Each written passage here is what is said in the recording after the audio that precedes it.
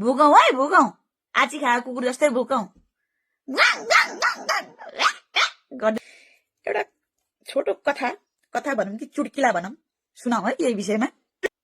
एउटा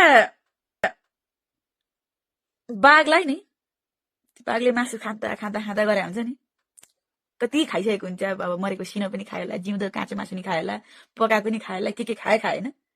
खाँदा खाँदा खाँदा खाँदा खाँदा वाक्क भइसकेको बाघ हुन्छ नि, त्यो बाघलाई हामीले जान ला खा खा खा खा बाघ ला खा, ल मलाई खा बाघ मलाई खा खा न खा खा खा खा भनेर कोच्याइले पनि खाँदैन के। त्यो बाघलाई वाक्क भइसकेको हुन्छ। 35 वर्षदेखि खाँदा खाँदा खाँदा खाँदा खाँदा खाँदा खाँदा खाँदा खाँदा खाँदा सिद्ध्याउनै आँटेका ती बुढाहरूलाई कति चाहिँ खाना दिनु हो, फेरि कति खाना दिनु, अब त चेन्ज गरौँ न, नयाँलाई दिउँ न रे क्या। यो मुजी खुइली छाकाउने छ कि यो थाहै भएन। एउटा चोरले चोरी गर्दैन भने तिमी पत्याउन सक्छौ, एउटा भ्रष्टाचारीले भ्रष्टाचार गर्दैन भने तिमी पत्याउन सक्छौ। त्यही भ्रष्टाचार लुकाउनलाई फेरि भ्रष्टाचार गर्छन् त्यसले। एउटा चुट्किला भनौँ कि सायरी भनौँ, एउटा चुट्किला भनौँ है। एउटा कुकुरको पुच्छर 12 वर्ष ढुङ्ग्रोमा राख्यो रे, निकाल्दाखेरि टेरकै टेरो थियो।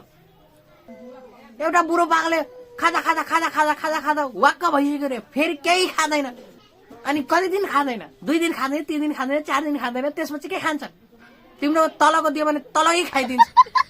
सुन खुइली छक्का, तिम्रो कुरा छैन पाका।